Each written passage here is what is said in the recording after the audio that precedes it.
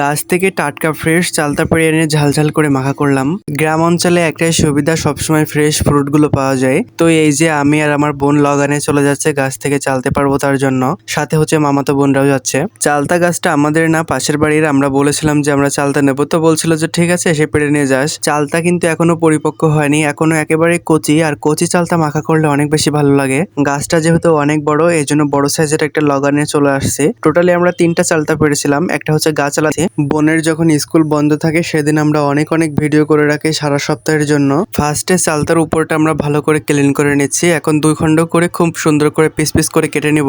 চালতাটা শিলপাটায় থেতো করে মাখা করলে অনেক বেশি ভালো লাগে, কিন্তু এটা যেহেতু অনেক বেশি কষি ছিল তেমন একটা শাসা লাগবে না, এটা এমনিতেই মাখা করলে ভালো লাগবে। অ্যানি যেহেতু একা চালতা 2টা করতে পারবে না, এই জন্য আরেকজন সাহায্য করতেছে। চালতা আমাদের কাটা শেষ হয়েছে, এখন কলপাড়ে এনে খুব সুন্দর করে ধুয়ে নিচ্ছে। চালতা কিন্তু অনেক বেশি পিচ্ছিল হয়, এই জন্য 2-1 বার ধুয়ে নিতে হবে। এখন চলে আসছে হচ্ছে লেবুর পাতা তুলতে, লেবুর পাতা তুলে নিচ্ছে এখান থেকে। তো চলো এখন আমরা চালতাটা মাখায় নেব।